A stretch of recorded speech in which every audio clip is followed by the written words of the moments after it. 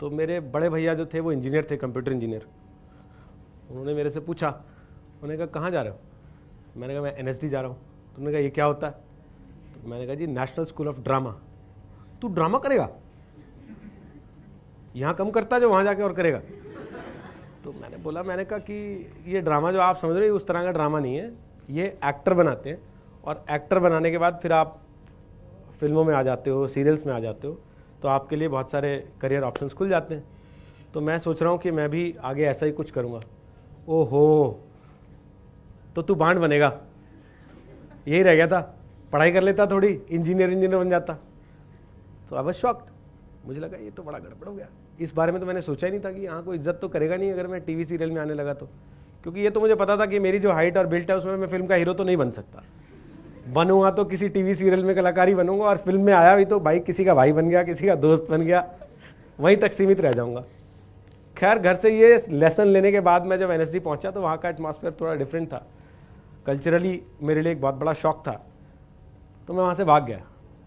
7 दिन की वर्कशॉप थी, मैं तीसरे दिन भागा। और भागने के बाद वापस घर आके मेरे फादर ने मुझसे पूछा, अच्छा तो तुम यहाँ से भी भागा है? क्योंकि मैं सब जगह से भाग ही आता था। तो उन्होंने कहा कुछ तय किया है, क्या करना चाहते हो जीवन में? तो ये वही वाली फीलिंग थी जो ऋतिक रोशन को आती है ना लक्ष्य फिल्म में, जब उसकी गर्लफ्रेंड अचानक उससे पूछ देती है कि भाई तू करना क्या चाहता है जीवन में, ये तो बता। तब मुझे लगा कि यार मैं करना क्या चाहता हूँ। मैंने अपने आप से बात की तो मुझे पता लगा कि भाई करना कुछ भी, आना तो मुझे टीवी पर ही है। करना मुझे कुछ ऐसा ही है जिसमें सब लोग मुझे जानते हो, तो वो कैसे करूँगा? फिर मैंने इधर उधर दिमाग दौड़ाया, तो फिर मैंने देखा कि अच्छा जर्नलिज्म, मास कम्युनिकेशन के एवेन्यूज़ हैं और लोग उसमें ज़्यादा जाते नहीं। अच्छा, मैं तो हरियाणा से आता हूँ और PG तक मैंने हरियाणा से किया है। हरियाणा की तो एक बहुत बड़ी समस्या है कि वो अंग्रेज़ी की उनसे दुश्मनी रहती है और हिंदी से दोस्ती हो नहीं पाती, तो 90% काम हरियाणवी में चलता है। और उस 90% काम हरियाणवी से चलने का मतलब यह है कि बहुत बार तो आपको बात पूरी कहनी भी नहीं पड़ती, इशारे में ही सामने वाला आपके लिए सीट छोड़ देता है, रास्ता छोड़ देता है, गाड़ी हटा लेता है, तो अपना काम चल जाता था। तो मुझे लगा सबसे पहले तो अच्छा भाषा पे काम करना पड़ेगा, कोई बात नहीं। तब से फिर मैंने अपनी भाषा पे काम करना शुरू किया कि कम से कम जब मैं मुंह खोलूं और मैं नहीं बताऊं कि मैं हरियाणा से हूं, तब तक किसी को ये समझ में नहीं आना चाहिए कि मैं हरियाणा से हूं। उसके पहले तो क्या होता था कि मुंह खोलते ही पता लग जाता था कि अच्छा आप हरियाणा के हैं, तो हम भी कहते हैं आज ही हरियाणा के हैं। तो वो कहता था ना हाँ पता लग गया, आपको बताने की ज़रूरत नहीं है। तो मुझे लगा कि सबसे पहले मुझे वो साफ़ करना है अपने उससे, और साथ साथ क्योंकि जर्नलिज्म में जाना है तो मुझे बाइलिंगुअल होना पड़ेगा, मुझे 2 भाषाएं कम से कम आती होनी चाहिए। हरियाणवी आना या पंजाबी आना वो आपका एक एडेड एडवांटेज होगा, लेकिन आपको हिंदी और अंग्रेज़ी आनी चाहिए। फिर मैंने अपनी भाषा पे काम करना शुरू किया, और करते करते 2 साल जब मैं PG करने के लिए यहाँ से हिसार गया, कुरुक्षेत्र से अपने घर से, पहला मेरा अपने घर से बाहर का अनुभव था। वहाँ जाने से पहले मैं अखबारों में लिखना, कुछ चिट्ठियाँ छप जाना, कहीं आर्टिकल छप जाना, कोई कहानी छप जाना, वो सब करता रहता था। अपना पूरा एक पोर्टफोलियो बना लिया था मैंने। छोटी छोटी चीज़ें थी, लेकिन कटिंग चिपकाते चिपकाते बहुत सारे पेपर्स हो गए थे। जब मैं वहाँ पहुँचा PG करने के लिए, तो मेरे टीचर्स ने पहले दिन पूछा कौन क्या करने आया है। तो पत्रकारिता क्लास में तो सब लोग क्रांति करने ही आते हैं, सब कहते हैं भाई हमको समाज बदलना है। तो 29-27 बच्चे थे। टीचर ने सबसे पूछा हाँ हाथ खड़े कर करके बताओ क्या करना चाहते हो। तो सब ने यही कहा कि भाई हम समाज को बदलना चाहते हैं, हम क्रांति करना चाहते हैं, जो कुछ हो रहा बड़ा गलत हो रहा है, हम इसको बदल देना चाहते हैं। मेरा नंबर आया। नंबर क्या आया, उन्होंने मेरे से बोला भाई तुमने हाथ नहीं उठाया। तो मैंने कहा सर ये जो कर रहे हैं मैं तो इतना नहीं कर सकता। बोले तो तुम जर्नलिज्म में किस लिए आए हो? मैंने कहा जी मुझे टीवी पे आना है और मैं चाहता हूँ कि मैं अपने घर से बाहर निकलूँ तो हर आदमी मुझे जानता हो। जब मुझे हर आदमी जानता होगा उसके बाद मैं सोचूंगा ना कि मुझे दुनिया बदलनी है कि नहीं बदलनी है। पहले मैं अपनी दुनिया तो सेट कर लूँ, दुनिया बदलने पहले चल पड़ा। तो उन्होंने मुझे बड़ी शाबाशी दी। उन्होंने कहा यार तुम कम से कम ईमानदारी से तो कर रहे हो, एक्सीडेंटल जर्नलिस्ट हो कि सोच के आए हो? मैंने कहा सर हूँ तो एक्सीडेंटल, लेकिन वो एक्सीडेंट 2 साल पहले हो गया था। तब मैंने डिसाइड कर लिया था कि अल्टीमेटली अब तो मुझे जर्नलिज्म में ही जाना। फिर उन्होंने मेरा पोर्टफोलियो देखा तो मेरे एक टीचर ने कहा तुम आए क्या करने हो, तुमको तो जाके नौकरी कर लेनी चाहिए कहीं, 2 साल खराब करोगे अपने यहाँ पे बैठ के, क्योंकि हम तो वही पढ़ाएंगे जो तुम कर रहे हो ऑलरेडी। तो मैंने कहा सर मैं क्या करूं? उन्होंने कहा लुक फॉर एवेन्यूज़। मैंने जाके रेडियो में ऑडिशन दिया और मैंने रेडियो में काम करना शुरू कर दिया। तो मैं सुबह से दोपहर तक क्लास अटेंड करता था, दोपहर बाद की क्लासेस मिस कर देता था, रेडियो में जाके ड्यूटी करता था 2 बजे से लेकर रात को 11 बजे तक। वहीं किसी से इंटरव्यू करते हुए एक दिन सिटी केबल ने मुझे कॉल किया और उन्होंने भी मुझे अपना शो दे दिया।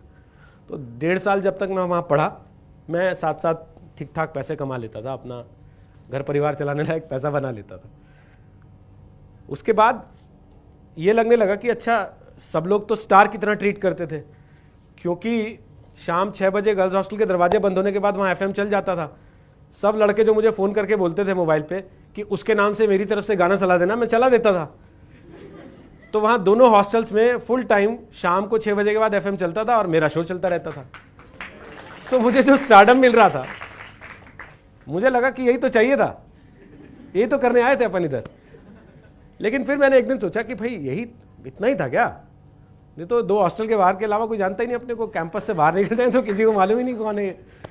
अच्छा सिटी केबल पे शो आ रहा था तो 2-4 कहीं किसी ने, आप किसी दुकान पे आप खाना खाने चले गए तो उसने पूछ दिया अच्छा आप तो वही है ना, या कहीं आप कुछ सामान खरीदने चले गए, अरे अरे भाई साहब आप तो वही है ना। तो मैं सोचता था कि नहीं नहीं यार ये नहीं, अपना थोड़ा मामला इससे बड़ा होना चाहिए था, ये स्टक हो गया है, थोड़ा कुछ और सोचना पड़ेगा। Then I moved out of that place. I came out for internship in Delhi. एक चैनल ETV नेटवर्क था, मैंने वहाँ इंटर्नशिप किया। उन्होंने मेरे से कहा कि आप ज्वाइन करेंगे? मैंने कहा सर मुझे कोई आपत्ति नहीं है, लेकिन मेरा 1 सेमेस्टर भी बचा हुआ। तो उन्होंने कहा देखो नौकरी तो 1 सेमेस्टर देख के आएगी नहीं, नौकरी तो अभी आई है, तुम्हें करनी है तो कर लो, नहीं तो जाओ अपना 1 सेमेस्टर पूरा करो। तो मैं अपने टीचर्स से बात की, उन्होंने कहा कि अल्टीमेटली डिग्री किस लिए कर रहे हो? मैंने कहा सर नौकरी के लिए। वो नौकरी मिल रही है ना? मैंने कहा तो डिग्री जूनियर बैच के साथ कर लेना, 1 सेशन ही तो छूटेगा, वो एग्ज़ाम बाद में दे देना। मुझे लगा इतना सपोर्ट है तो फिर क्या दिक्कत है, मैं एग्ज़ाम देने आ जाऊँगा। और फिर मैं चला गया यहाँ से दिल्ली, मैंने ज्वाइन कर लिया एज अ रिपोर्टर। और चौथे 5वें दिन ही मुझे एहसास हुआ कि जितना मैं सोचता हूँ, जितना हमें घर बैठ के टीवी देख के लगता है स्टारडम ये वो, उतना आसान है नहीं। एक पत्रकार को एक फौजी का जीवन जीना पड़ता है, 24 घंटे उसको एक डॉक्टर की तरह अपने टोज़ पे रहना पड़ता है। किसी भी समय उसके पास कॉल आता है, किसी भी समय उसके पास खबर आ जाती है, किसी भी समय उसके पास कोई आदमी आ जाता है कि मैं मुसीबत में हूँ। आजकल तो ऐसे भी लोग फ़ोन कर देते हैं जी हमारी बाहर वाली नाली में पानी रुक गया है और ये हमारे पड़ोसी जो है इन्होंने गाय पाल रखी है, गोबर डालते रहते हैं उसमें, हमने कई बार शिकायत कर ली, इनका आप कवर करवाओ जी। और अगर आप नहीं करो तो वो फोटो खींच के ट्विटर पे डालते हैं और ये लिखते हैं रोहित सरदाना को मैंने 7-8 बार कॉल किया जी, इन्होंने कोई ध्यान नहीं दिया। भाई ना तो मैं MCD का पार्षद हूँ, ना मैं तुम्हारे यहाँ का विधायक हूँ, ना मैं सांसद हूँ, और होता भी तो पार्षद होने के नाते तो मेरी वो जिम्मेदारी बनती थी, पत्रकार होने के नाते मेरी वो जिम्मेदारी बनती है क्या? और अगर आप उससे पूछ दो कि भाई ये मेरा काम है क्या, बोला अच्छा टीवी पे तो तू बड़ा स्वच्छ भारत बताता है, यहाँ मैं तेरे को बता रहा हूँ करवाने के लिए, तो तू कह रहा मेरा काम नहीं है। सो आप समझ रहे हैं कि हमारा दायरा कितना बड़ा हो जाता है। आप सड़क पे जा रहे हैं, अचानक आपके सामने कुछ हो गया, आप उसको नज़रअंदाज करके बढ़ नहीं सकते, क्योंकि वो न्यूज़ फॉर न्यूज़ आपके पास है। आपको पता है कि एक गाड़ी अगर खराब हो गई है, उसमें से धुआं निकल रहा है, हो सकता है आप 5 मिनट बाद आगे चले जाओ तो आपको कोई वीडियो भेज रहा हो कि चलती सड़क पे एक गाड़ी में आग लग गई, उसमें 4 लोग जिंदा जल के मर गए क्योंकि उसका ताला नहीं खुला। तो आपका मन करता है आप रुको, किसी भी चीज़ को ऐसे मिस नहीं कर दो, किसी भी चीज़ को ऐसे नज़रअंदाज नहीं कर दो, किसी भी चीज़ को ऐसे ख़त्म नहीं हो जाने दो। आपको वहाँ देखना पड़ता है, रुकना पड़ता है, समझना पड़ता है, कन्वे करना पड़ता है आगे। 50 तरह के लोग आजकल हमारे पास ट्वीट करते हैं। कोई कहता है जी ससुराल वाले परेशान कर रहे हैं मेरी बहन को, कोई कहता है कि साहब स्कूल वाले जो हैं वो तनख्वाह नहीं दे रहे जी टाइम पे, कोई कहता है जी मैं सरकारी दफ्तर में क्लर्क हूँ, वहाँ रिश्वत के केस में मुझे ज़बरदस्ती फंसा दिया गया है क्योंकि मेरे ऊपर वाला अफसर रिश्वत लेता था, मैं नहीं ले रहा था, तो मेरी नौकरी को फंसा दिया गया। ऐसे हज़ारों लोग हमारे पास आके कॉल करते हैं और आप यकीन मानो हम किसी को मना नहीं कर सकते। हम किसी को ये नहीं कह सकते भाई मेरा काम थोड़ी है, मेरे पास क्यों आ रहा है। हमें सबको उसी तरीके से एंटरटेन करना पड़ता है जैसे पुलिस वाला नहीं करता। हमें सबको वैसे एंटरटेन करना पड़ता है जैसे वो एक्चुअल दफ्तर एंटरटेन नहीं करता जहाँ जाके उसकी शिकायत दर्ज होनी होती है। हमें उन सब के जीवन का उतना हिस्सा बनना पड़ता है जितना कि शायद हम अपने परिवार वालों को उनके जीवन में नहीं बन पाते, दे पाते समय, लेकिन उनके साथ हमें वो करना पड़ता है। क्या हुआ कि जब ये चीज़ समझ में आई तब मुझे लगा कि अच्छा ठीक है, यही अपना रास्ता है, अब अपने को इसी पे चलना है। तो जैसे ही मन में क्रांति का विचार आया तो बॉस ने रोक दिया, कहा हेलो नौकरी करने आयो ना, ज़्यादा क्रांति करने की जरूरत नहीं है यहाँ पे। तो आई वाज शॉक्ड, मुझे लगा रे जब मैं कहता था कि नौकरी करनी है तो मेरे साथ के सब लोग बोलते थे क्रांति करनी है। अब नौकरी मिल गई, मैं सोच रहा हूँ क्रांति कर लूँ, तो ये कह रहा भाई चुपचाप अपनी नौकरी कर ले, ज़्यादा क्रांति के चक्कर में मत पड़। लेकिन अपना क्रांतिकारी जाग गया था तो 1 हफ्ते 10 दिन के बाद मेरा ट्रांसफ़र हो गया। मुझे कहा गया कि हैदराबाद चले जाओ। मुझसे कहा गया कि जाओ तुम हैदराबाद चले जाओ, हैदराबाद में हेड ऑफिस है, वहाँ तुम्हें एंकरिंग की ट्रेनिंग देंगे, तुम अच्छे दिखते हो और तुम्हारा ठीक ठाक है आउटलुक, तो तुम्हें एंकर बनाएंगे। मुझे लगा बढ़िया है, अपन तो वैसे ही 24 घंटे टीवी पे आएंगे इससे, तो ठीक है। मैंने कहा सर मैं चला जाता हूँ। मैं वहाँ चला गया तो पहले दिन जिसने मेरा ऑडिशन लिया, he was a south Indian, उसको हिंदी नहीं आती थी और हिंदी में मेरा ऑडिशन था। मैंने हिंदी में ऑडिशन दिया। मैं आकाशवाणी से अप्रूव्ड आर्टिस्ट था, थिएटर करता था आकाशवाणी के लिए। और वहाँ पे जब मेरा ऑडिशन हुआ उसके बाद मुझे बताया गया कि sorry we can not put you on air. I said why? आपका उच्चारण में बहुत दोष है। मैंने कहा भाई साहब क्या आप बात कर रहे हो आप? No no you belong to Haryana.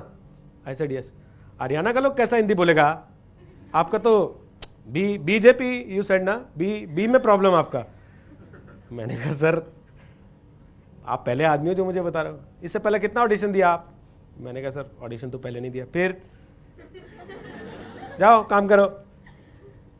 अब मैं वहां उस भीड़ का हिस्सा बन गया। तो भीड़ का हिस्सा बनने का मुझे शौक नहीं था। I called up my father. मैंने कहा कि मेरा टिकट करा दो, मैं परसों वापस आ रहा हूँ। तो उन्होंने कहा अच्छा यहाँ से भी भागोगे? तो मैंने कहा जी ये तो मुझे वीटी एडिटर बना देना चाहते हैं, कोई प्लान ही नहीं है इनका। तो बोले प्लान उनको थोड़ी करना, प्लान तो तुमको करना। तो अब भी अगर भागाओगे तो कहाँ तक भागते रहोगे? फिर मैं रुका थोड़ा सा, मैंने अपने को समय दिया। मुझे लगा ठीक है चलो जो ये सिखा रहे हैं वो तो सीख लें, बाकी चीज़ें बाद में देखी जाएंगी। So I started working as a VT editor. जो आप ये शूट कर रहे हैं, एक आदमी इसको एयर करने से पहले एडिट करेगा बैठ के, तो वो एडिटिंग का काम वहाँ पे सीख रहा था। मैंने सीखना शुरू किया।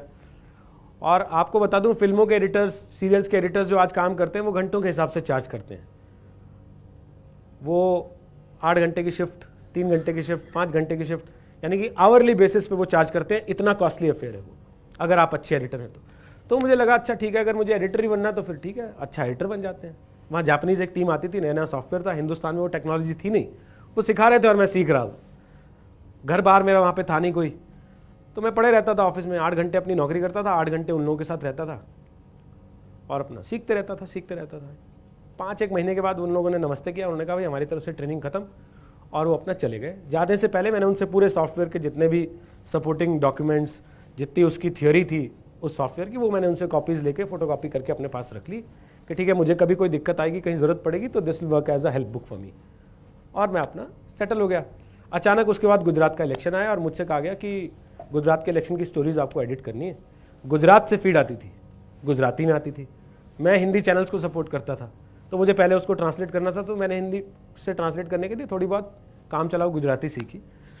और जो चैनल था उसके 11 चैनल्स थे, 4 हिंदी 7 रीजनल लैंग्वेजेस के। उनका एक ड्रीम था कि रात 9 बजे जब वो नेशनल बुलेटिन चलाएं अपना, 11 के 11 चैनल्स पे एक जैसी तस्वीर, एक स्टोरी एक साथ चलती हुई दिखाई दे। वो पिछले 2 साल 1.5 साल में नहीं कर पाए थे। तो मैंने क्या काम किया, मैंने गुजराती सीखी, उसको हिंदी में ट्रांसलेट किया, स्टोरी को इंग्लिश के हिसाब से एडिट किया, सबको सिमिलर स्टोरी भेजी विद सिमिलर स्क्रिप्ट, और सबको कहा आप अपनी अपनी लैंग्वेज में ट्रांसलेट कर लो, केवल वॉइस ओवर चेंज कर दो, जो आपने बाइट्स लगाई हैं बीच में उसका ट्रांसक्रिप्शन अपनी अपनी लैंग्वेज में डाल दो। तो इसका ड्यूरेशन, इसका टाइम लिमिट, इसका पूरा प्लान वही रहेगा जो कि हिंदी के चैनल पर रहेगा। तो आप सब चैनल अपनी अपनी लैंग्वेज में सेम टाइम पे सेम स्टोरी एक साथ हिट कर सकोगे। They said okay, is it possible? I said yes it is. मेरे को लगता है मैं कर दूंगा। आप मेरे को हर चैनल से अपनी अपनी लैंग्वेज का एक आदमी दे दो एक दिन, लेट्स डू इट। तो हमने पहले दिन किया, उसमें 5, 7, 10 सेकंड का डिफरेंस आया, लेकिन हो गया। उनको उम्मीद बंधी कि ये कर देगा। दूसरे दिन किया, तीसरे दिन किया, चौथे दिन सारे 11 के 11 चैनल्स पे एक साथ एक स्टोरी एक साथ हिट की, and it was a hit. तो माई बॉसेस वर वेरी हैप्पी। उनको लगा कि ये तो कमाल हो गया, इतने बड़े बड़े प्रोफेशनल्स नहीं कर पाए थे, इसने कर दिया। तो मेरे बॉस मुझे बाहर लेके गए, उन्होंने कहा आओ तुम्हें चाय पिलाता हूँ, आज तुमने कमाल कर दिया है, जो 2 साल में नहीं कर पाया वो तुमने कर दिखाया, ऐसा वैसा। बाहर गए, उन्होंने मुझे चाय ऑफर की, और मैंने उनसे बोला, मैंने कहा सर ये तो ठीक है, मैं ना कल से आ नहीं पाऊँगा। उन्होंने कहा क्यों? मैंने कहा सर मेरे एग्ज़ाम्स हैं और मैं जा रहा हूँ। बोले ये क्या बात कर दी तुमने, अभी तो गुजरात के इलेक्शन में 25 दिन पड़े हैं और हम तो सोच रहे थे 25 दिन हमारा ऐसे चलेगा। मैंने कहा सर चल जाता, लेकिन मेरे एग्ज़ाम्स हैं, मैं क्या करूँ, और मेरे एग्ज़ाम भी 20-22 दिन बाद हैं, तो मुझे थोड़ी पढ़ाई भी करनी पड़ेगी पहले जाके। उन्होंने कहा छोड़ नहीं सकते। मैंने कहा सर छोड़ देता अगर मैं एंकरिंग कर रहा होता, जैसा कुछ होता तो। लेकिन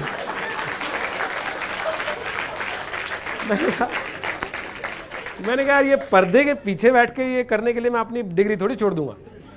एंड मेरी सैलरी कितनी थी मालूम है? मेरी सैलरी थी वहाँ पे, स्टिपेंड था 3,200 रुपये। मैंने कहा सर ये 3,200 रुपये में से टैक्स भी काट लेते हो आप, TDS VDS टाइप का, मेरे हाथ में आते हैं 2,900 रुपये। 5,500 रुपये मैं अपने पापा से लेता हूँ सर्वाइव करने के लिए यहाँ पे। इससे अच्छा था मैं वहाँ हिसार में रहता था, 15-18 हज़ार रुपये कमा लेता था, दोस्तों को भी उधार दे देता था। यहाँ तो मांग के काम चलाना पड़ रहा है। तो मैंने कहा बॉस मैं जा रहा हूँ। उन्होंने कहा तू सोच ले। मैंने कहा मैंने सोच के ही बताया आपको। तो उनको लगा अभी थोड़ा दिमाग में इसके फितूर है, कोई बात नहीं, बात कर लेंगे, कल बात करेंगे। उन्होंने कहा, मैंने कहा ठीक है। कल आए नहीं वो, मैं ऑफिस ही नहीं गया, स्टोरी ड्रॉप हुई। वो 12 बजे ऑफिस में रहते थे, 9 बजे का बुलेटिन हिट हुआ। जब स्टोरी ड्रॉप हो गई 9:30 बजे उन्होंने अपनी गाड़ी उठाई और सीधे मेरे घर आके दरवाज़ा पीटना शुरू कर दिया। उन्होंने दरवाज़ा खुला तो मैं और मेरे 2-3 दोस्त, हम तीनों शॉर्ट्स और बनियान में अपना पड़े हुए टीवी देख रहे थे वहाँ पे। तो उन्होंने कहा ये क्या कर रहे हो तुम लोग? मैंने कहा सर छुट्टी मना रहे। तुमको पता आज कितना फकअप हो गया? मैंने कहा सर मैंने तो कल ही बताया था मैं आऊँगा नहीं, आपको मेंटली प्रिपेयर रहना चाहिए था। और मैंने कहा था कल बात करेंगे। मैंने कहा तो आइए ना, आ गए हैं अब आप बात करते हैं। तो सर तुमको पता है तुम क्या कर रहे हो? तुम अपना करियर तबाह कर रहे हो। मैंने कहा सर कौन सा करियर? ये 3,200 रुपये तो मैं अपने पापा को बोलूँगा वैसे ही ऐड कर देंगे 5,000 में। और क्या बात कर रहे हो आप?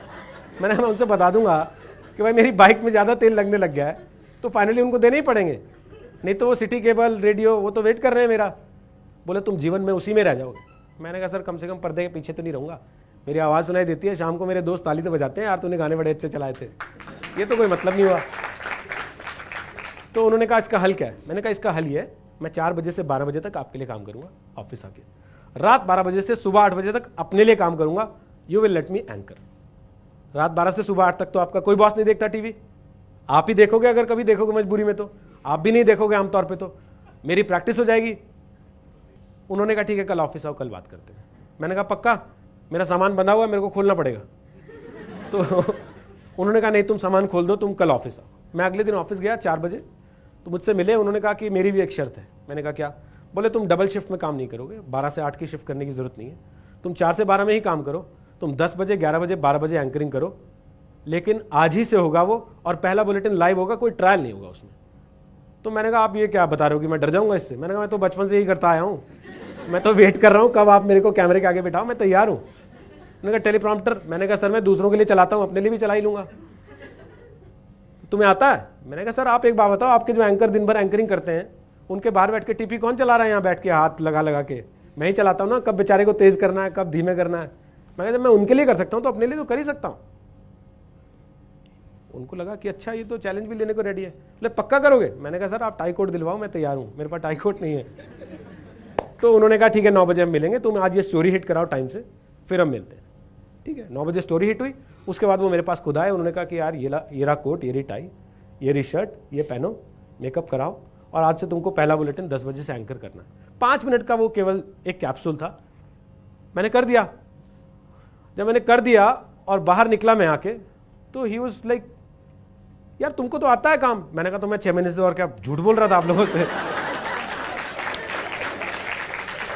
मैंने कहा भाई आप 6 महीने से अपना नुकसान करा रहे थे, मेरा थोड़ी करा रहे थे, मैंने तो कुछ नया सीखा ही है। मैंने कहा बाहर जाऊंगा तो इसके एक्स्ट्रा पैसे लूंगा मैं, जो यहाँ सीख लिया मैंने, तो ये तो मेरा काम है बेसिक, जिसकी मैं ट्रेनिंग लेके आया हूँ। आप लोगों ने 6 महीने वेस्ट किए। तो इसे नहीं नहीं नहीं नहीं, अब तुमको कोई टेंशन लेने की जरूरत नहीं है, कल से ही you will be paid for this anchoring.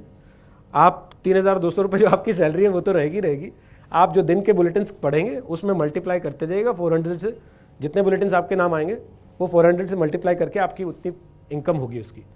And you believe me, जब मैंने लास्ट वहाँ से नौकरी छोड़ी करीब 1 साल के बाद, मैंने लास्ट सैलरी बिल जो उनको बना के दिया था that was 72,000 rupees for a month, और उसमें शायद मैंने 6 या 8 दिन की छुट्टी भी की होगी। So for 22 days I made this much money and I gave my self this confidence कि भाई मैं कर सकता हूं, अब मुझे आता है, अब मैं रेडी हूं बाहर जाके दुनिया को फेस करने के लिए।